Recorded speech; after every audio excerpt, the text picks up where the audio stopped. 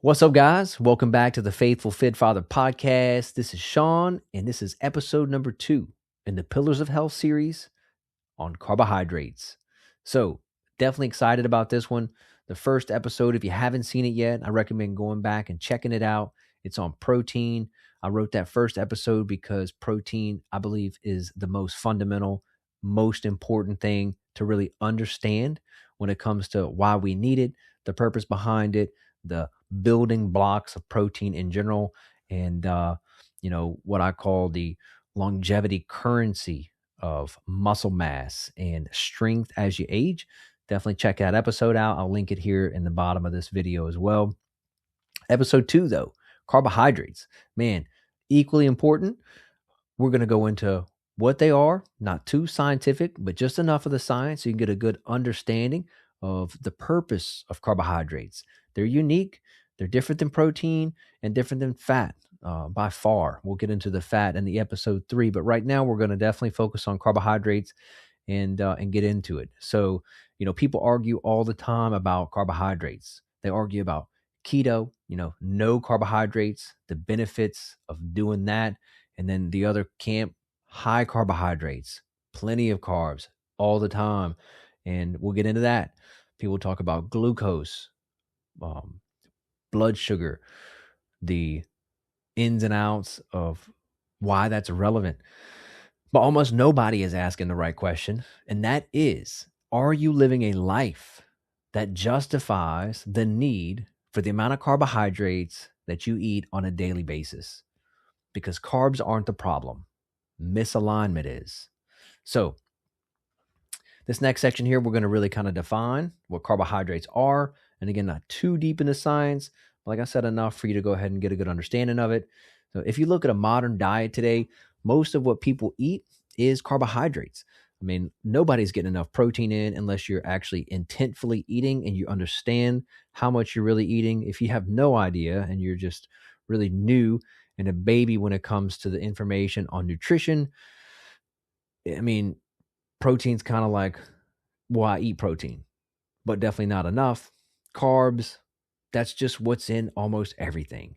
Now, we'll talk about fat on another episode and why that is what it is. But man, if you look at the modern diet, everything that you're eating on a daily basis with every single meal is packed full of carbohydrates. Most things people crave, and there's a reason for that. So they're all built around carbohydrates, snack food, especially junk food, convenience foods, and just your everyday meal. You got a big portion of carbohydrates packed on that plate everywhere you go. So they taste good. There's no doubt. I love them. They're easy to eat and they trigger your brain to want more. And that's one of the things we're going to talk about. So again, a little bit of the science here. So when you eat a carbohydrate, they're broken down into what's called glucose. So glucose is your primary energy currency for your body. Everything that you do, pretty much. It's what the body prefers generally when it comes to energy expenditure. So your cells use it to perform basic functions, and it becomes especially important during intense training, explosive movement, and certain aspects of brain function. So once that glucose enters into the bloodstream, the body has a problem to solve because your body is designed to tightly regulate blood sugar levels. I'm sure many of you have heard the terminology blood sugar and insulin, type 2 diabetes, etc., and the need for insulin, but might not be sure exactly why. So because your body, again, is designed to tightly regulate blood sugar levels, too much glucose sitting in the blood is just not a good thing. So the question becomes, where does it go? At that point, this is where insulin comes in. Insulin is a hormone released by the pancreas, and its job is to move glucose out of the bloodstream and into your cells. It tells your body, take this fuel and put it somewhere. Insulin is the signal. So I'm going to stop right there for just a second. So glucose breaks down from pasta, bread, candy, ice cream, fruit, all these things. You eat it It goes in the body. Your body is designed to recognize what it is and do something with it, break it down, and then it converts into glucose that gets into the blood. At that point, it's got to go somewhere, because if you have high blood sugar or low blood sugar, it's not good. The body regulates that using an insulin hormone, sends a signal out, grabs the glucose, tries to find a home for it. So now here's where most people stop. But there's another piece to this. Inside your muscle cells, there's something called GLUT4. Think of GLUT4 like a doorway. What happens is, when that door opens, glucose can enter into the muscle. And that door can be opened in two ways. One is insulin. You eat carbs, insulin rises, GLUT4 opens, and then glucose enters into the cell. But there is a second way. That second way is from movement. When you train, when your muscles are contracted, GLUT4 is activated without needing as much insulin. It's very important that you're using less insulin to do the same thing, which is regulate the blood sugar, move it into a new home, preferably into the muscle. So now you have two different systems. One is insulin driven, the other is activity driven. And this is where everything changes, because where that glucose goes depends on your body's current state. If you're active, if you've trained, if you've depleted energy, your muscles are primed. They're ready to receive fuel. You become more insulin sensitive, which means your body needs less insulin to handle the same amount of carbohydrates. And that glucose is pulled into the muscle and stored as what's called glycogen. And later, it uses it for performance. That's what we want. But what if you're not active? If you're inactive, overfed, and your body doesn't need that energy, because again, carbohydrates are different from fat and they're different from protein. They don't build anything. They are just an energy currency. So you use it as you need it, but if you don't need it, the system works very differently. You eat carbs, your blood sugar rises, and now your body has to release more insulin to deal with it. Because your cells aren't responding well. At that point, your body still has to get the glucose out of the blood, so it stores it. First as glycogen, if there's room in those muscles or the liver. It gets converted and stored as fat if it's no room. This is where triglycerides increase. And over time, you start to see fat accumulation. You see it in belly fat, love handles, you see it in the thighs, and eventually even what's called visceral fat, which is fat that's stored around your organs. This is where people live. They eat carbs, and their body looks at it and says, we don't need this right now.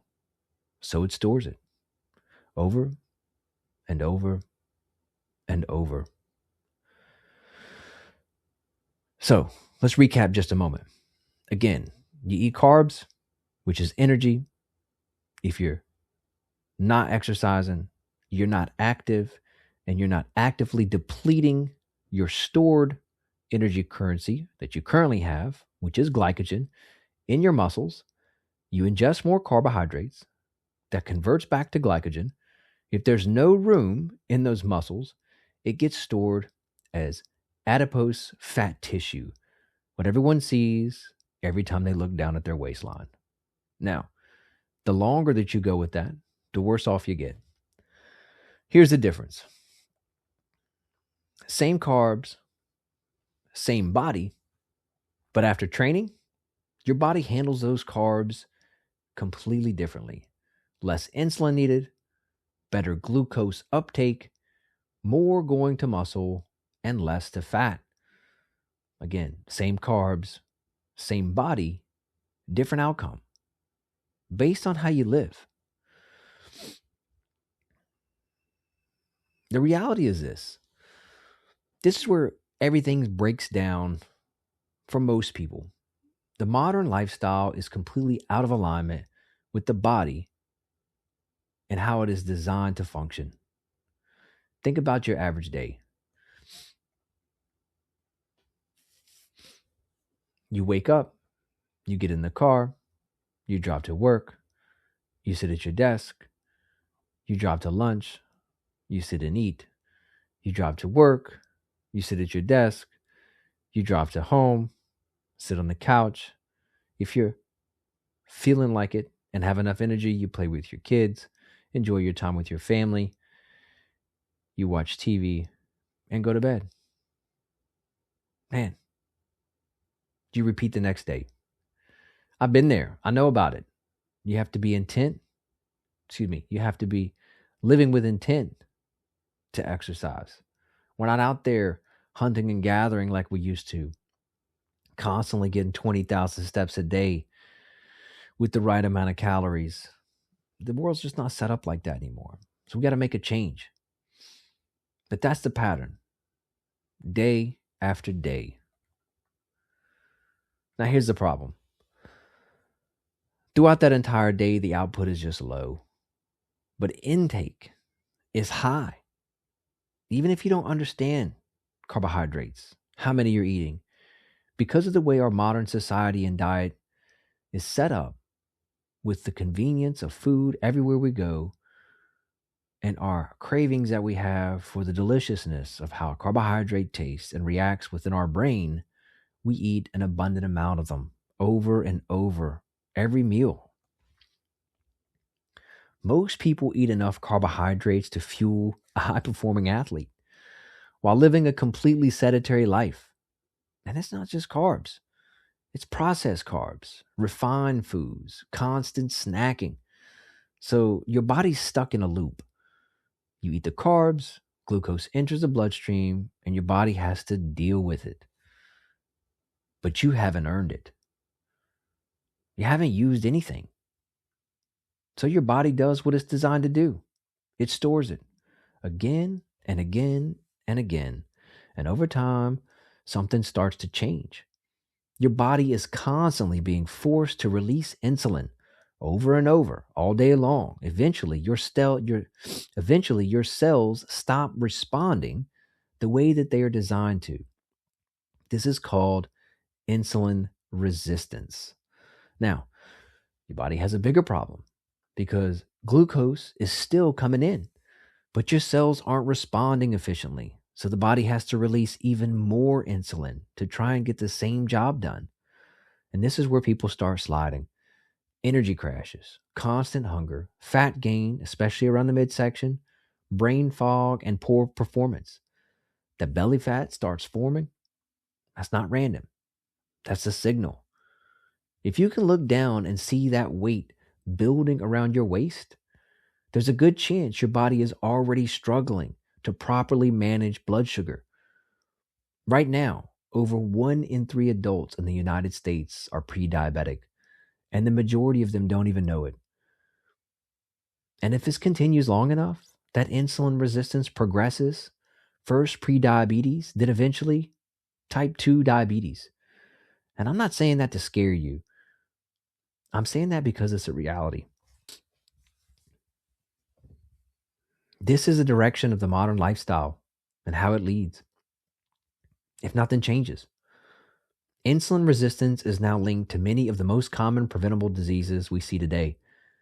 Type 2 diabetes, cardiovascular disease, obesity, and what's called metabolic syndrome. These are serious. Here's the part that people don't like to hear. Most of this is preventable. Not through extremes, not through cutting carbs completely, but through alignment, better choices, understanding what you're eating, when you're eating, and why, looking at food differently. Because right now, most people aren't dealing with a carb problem. They're dealing with a lifestyle and their body can't keep up with. And eventually, the body stops trying. So how do we fix it? First, you need to understand this. Carbs are earned. They are earned through movement, discipline, and output. Think about it like this. Imagine you haven't driven your car all week and it had a full tank of gas. And you go out a week later and fill it up again. There's nowhere for that fuel to go. Now, with the car, it pours all over the ground, but in your body, it just stores it. That's exactly what people are doing with their lifestyle. Eating too many carbohydrates. They're fueling a system that just isn't being used. If you're not active, you simply don't need that many carbohydrates. That's the truth. Now, I know that's not what people want to hear because they are delicious and every meal is carb heavy. And that's what people enjoy. But this isn't about eliminating everything you like. This is about changing your lifestyle so your body can actually use what you're eating. Carbs work best when you're active, when you're hitting the weights in the gym, when you're sprinting, when you're training with intensity. As we age, we do these things very less often. I read a stat not long ago that said once you hit 30 years old, most people never sprint again in their life. On top of that, they never jump. I'm not talking about a little bounce here and there, but like an active jump on top of something. We used to do these things all the time, ages ago. So that's when your body can take those carbs, pull them into the muscle, and use them for performance. And when that happens, carbs aren't the enemy. They're powerful. But outside of that context, they become excess. So here's the practical approach. Step 1, move your body daily. You don't need perfection, but you need consistency. Lift some weights. Doesn't have to be every day, a few heavy times a week, but walk. 10,000 steps a day is the minimum you should be shooting for. That way, if you miss it here and there, you're still up there. But 10,000 steps a day. Run occasionally. I recommend that a few times a week. Do something that creates demand. Look at yourself in the mirror right now and ask yourself, when is the last time that you went out and did something active excessively to the point where your shirt was drenched in sweat? Probably not very often. Step 2, reduce carbs if you're inactive. If you're not training hard, you don't need high carb days. Bring them down. Give your body a chance to reset. Imagine that system in there constantly digesting food all the time, breaking down carbohydrates just to then notice that we have blood sugar that's not regulated and needs to be checked. Place carbs around activity. When you do eat them, put them where they can be used. Before training, after training, but not late at night. Sitting on the couch. I know that when you hear these things, you're like, oh my gosh, here goes all my life, all my fun. But it doesn't have to be that way. Choose better sources. Stick to simple, real foods for the majority of your diet. And again, I'm not saying this for every single time that you eat something. Fruit. Fruit is God's gift to us. It's like candy. I mean, you ever really eat a strawberry? My goodness, it's delicious. Bananas, raspberries, blueberries, even apples, oranges, they're all just absolutely delicious. Don't get me wrong, I like a slice of cake here and there, but fruit is absolutely perfect. But we got potatoes. I like white potatoes, but potatoes in general would be just fine. Rice, honey, these things are good for you. They're powerful. They help you accomplish intense tasks that you have set for yourself when it comes to activity. Cut back on that processed junk loaded with additives and seed oils. But now understand this. Carbohydrates were designed to support action, stored as glycogen in the muscle and liver. They were there for survival, movement, work, and intensity. But today we're just consuming them constantly without the demand, and it's just disconnected from our original design. This stuff isn't complicated. It just requires discipline. And I'll be honest, not everyone's going to do this. Most people will hear this and go right back to their same habits. But if you don't, if you actually apply this, you will separate yourself quickly. Because again, carbs aren't the problem. Misuse is. So in this section, we're going to talk just a little bit about how many carbs do you actually need.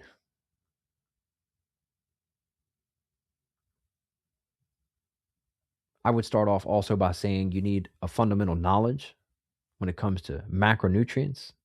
I don't want to get off into the weeds here, make this again too complicated, but a good understanding of what a carbohydrate looks like when it comes to a gram of weighed out potatoes or rice, and how many carbohydrates might be in that amount of food.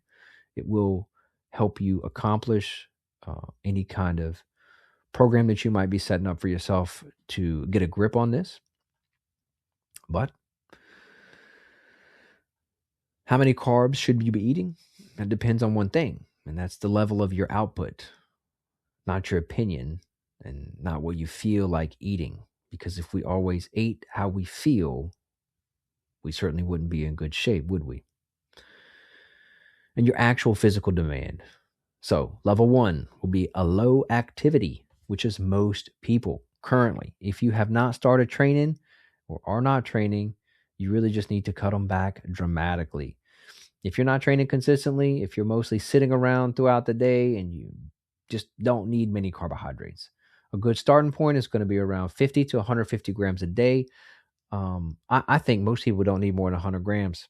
You know, I've been counting calories for a long time. I can tell what 100 grams of carbohydrates it does for me. If I'm just sitting around, it's perfectly good amount. As you go into other avenues of adjustments in your overall caloric expenditure and maintenance or surplus or deficit, whatever that you're currently trying to accomplish, obviously those can be adjusted as low as 50, but only temporarily, in my opinion. You will currently feel like not want to do much if you stick around that 50 for long enough without adjusting some of your other energy sources like fat, which we'll talk about in the next episode. But 50 to 150 grams if you are mostly sedentary.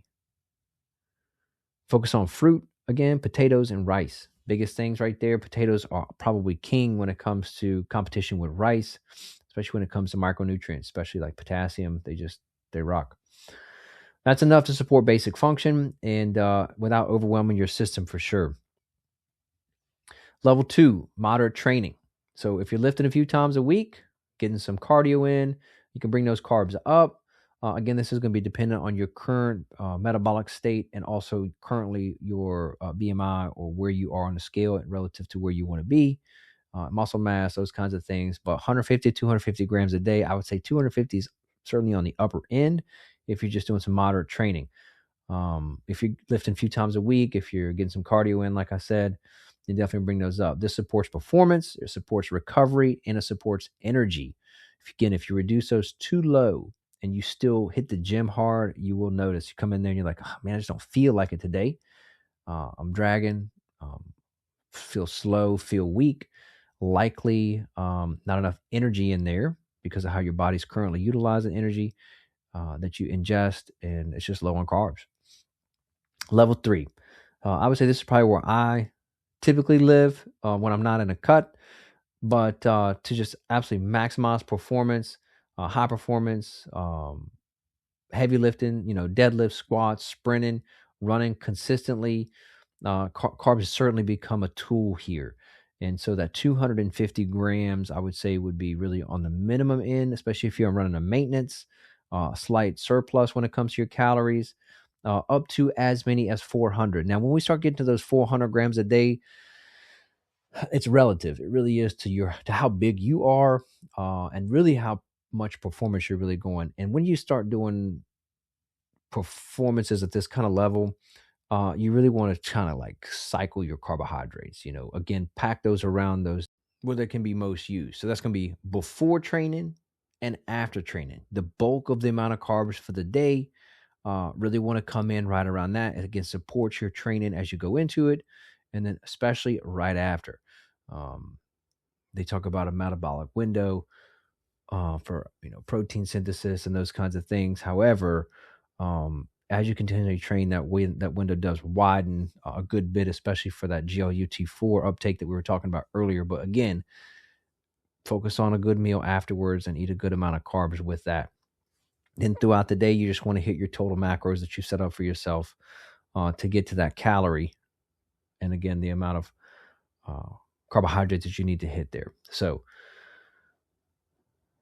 that's where they are actually going to get used. So we'll talk about cutting just a little bit. When you're trying to lose fat, carbs need to come down because now the goal is different. So you're having to create a deficit and improve insulin sensitivity. So, man, you really don't want to start going into some kind of bulk when you're plus 15% body fat. If you're over 15% body fat, 17% body fat, you need to be losing weight. You need to be bringing that down. I know you don't want to hear it. Nobody wants to hear that. You're not as strong as you want to be yet, but you're just not going to adequately put on muscle like you think you will, and you're not going to perform the right way. Your testosterone is going to be lower at those higher BMI and body fat percentages. So my recommendation certainly is going to be, if you're plus 15% body fat, get down to 12, get under 15%, and then cycle off of that cut back into a maintenance for a couple of weeks so you can reset right there. And then, go back to an 8 to 12 week surplus. 300 calories to 500 calories. Don't crazy bulk, and just eat like crap, because it's just not going to work either. You're going to put on too much fat. But when you're cutting, the goal is different. So you're going to sacrifice a little bit of strength. My goal is always to maintain my strength. I'm obviously not increasing it across the board on my lifts, but if I can maintain relatively 10%, 5 to 10% of my overall strength on my main compound lifts, I'm happy. I understand it's going to go down a little bit. It will rebound right back up once I get out of that deficit, especially for a prolonged period. But, you're trying to create that deficit so that you can improve that sensitivity to insulin, because if you're up there in your body fat percentages, you're going to build a resistance to it, and your body's not going to function the way that it should be optimally. So most people cutting, again, 75 to 150 grams of carbohydrates a day, and that 150 is on the upper end for sure. I've never really cut much eating 150 grams of carbs most every day.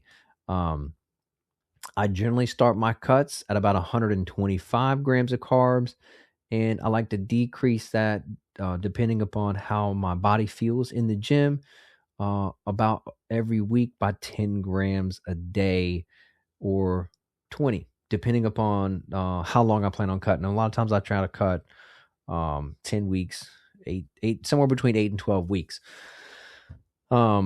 You just want to make sure you're still eating enough so that you're training efficiently, because again, the point is to get in there, feel good enough to actually get after it, work hard in there, and so you can cardiovascularly be healthy and maintain your muscle mass, and maybe see some gains here and there in areas depending on your training style, but generally it's just going to be maintain and lose body fat.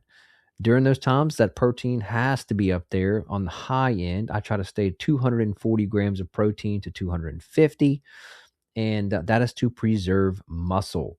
So very important. But again, high enough to perform efficiently, but low enough to encourage fat loss. And that's where most people kind of mess up. They eat like they're in level 3 while living in level 1, but that's all right. That's a disconnect. So match your carbs to your output. That's the overall theme here when it comes to eating carbohydrates. If performance is going up, you're probably in good shape. If your waist is growing and performance isn't, you are eating too many carbohydrates. This isn't complicated. It just requires some honesty with yourself. So now that we got all the dread out of the way, I know everybody just loves to hear you can't eat all that good stuff all the time. But listen, I know a lot of you hear that and think, that sounds miserable.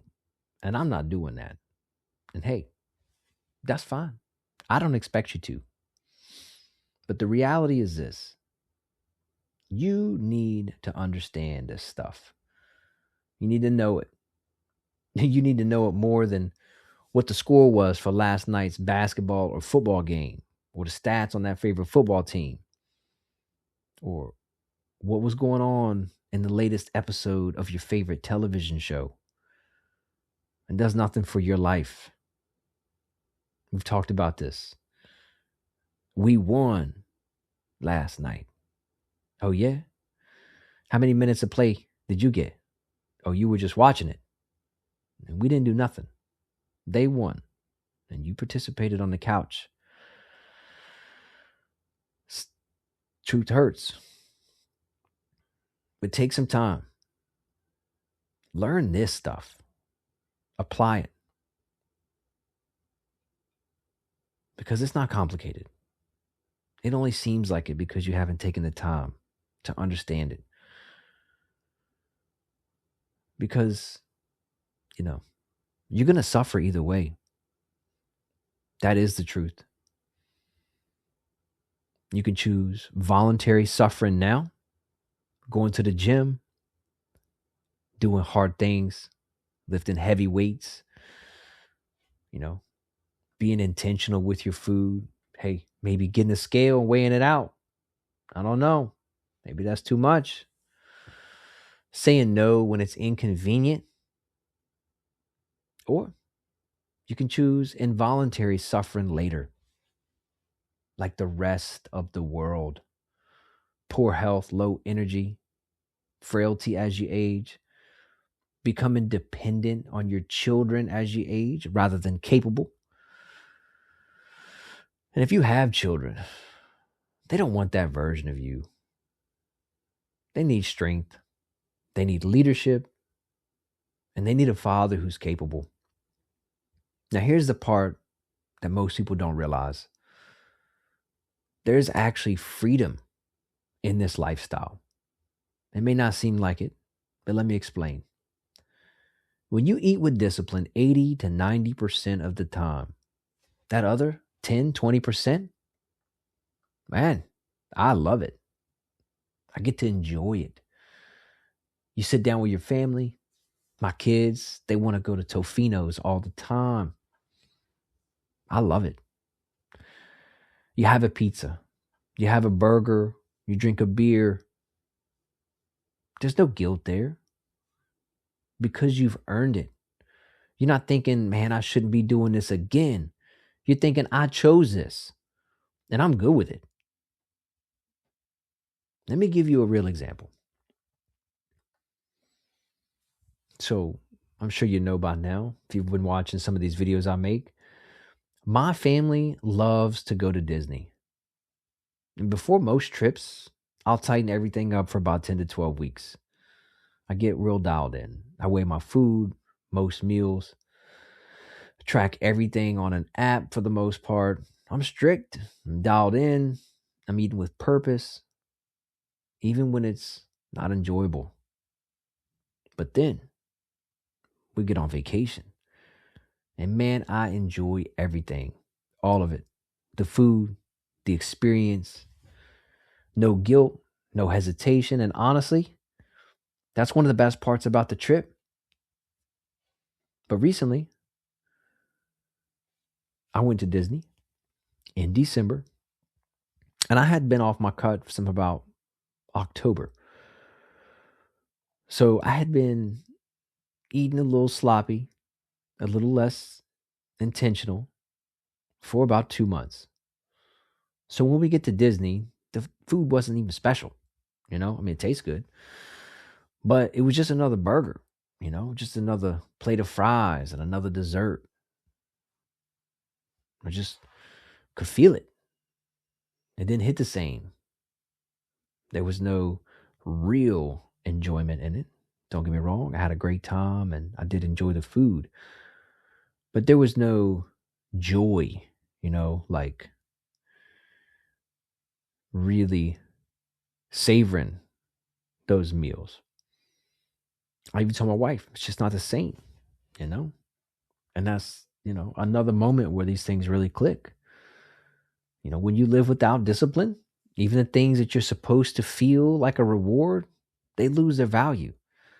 So when you're smashing burgers and pizzas and junk food all the time, is it even really that good? I mean, it might taste good, but the guilt that hums around with another poor choice day in and day out, that devalues it without a doubt. And beyond all that, so as much as this lifestyle sounds restrictive, it's actually the opposite. It gives you control, it gives you clarity, and it makes the moments you choose to enjoy actually mean something. And beyond all that, we're called to be good stewards. 1 Corinthians 10:31, therefore, whether you eat or drink or whatever you do it all to the glory of God. This isn't just about food. This is about discipline. It's about stewardship. This is about how you live your life. Because overindulgence isn't freedom. Discipline is. So let's bring this back to what actually matters. Because again, this isn't really just about carbs. And this isn't just about nutrition. This is about the flesh and whether you have control over it or not. Scripture is clear. Romans 8:13. For if you live according to the flesh, you will die. But if the Spirit you put to death, the deeds of the body, you will live. We are called to put the flesh to death, not manage it, not negotiate with it, put it to death. And one of the most basic places where this shows up is what you put in your mouth. If you can't control what you eat, if you can't say no to cravings, if you're constantly giving in to comfort, how are you going to lead your family? How are you going to stay disciplined in anything else? That's the standard. Discipline, control, and submission. 1 Corinthians 9:27. But I discipline my body and bring it into subjection. Are you leading your body? Or is your body leading you? Because every time you choose comfort over discipline, you are strengthening the wrong side. And over time, that shows up in everything. Your health, your energy, your leadership, your life. This is bigger than food. This is about becoming a man who has control over himself. Carbs aren't evil. They're not the enemy, but they will expose you. And if you're disciplined, they'll fuel you. But if you're not, they will bury you. Same carbs, same body, different outcomes based on how you live. So you don't need another diet. You don't need another shortcut. You need alignment. You need discipline.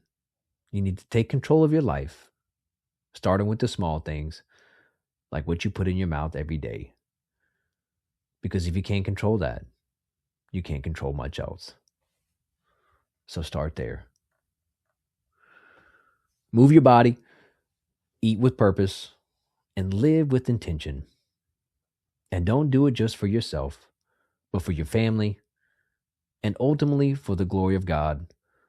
Until next time, stay faithful, stay fit, and lead with purpose.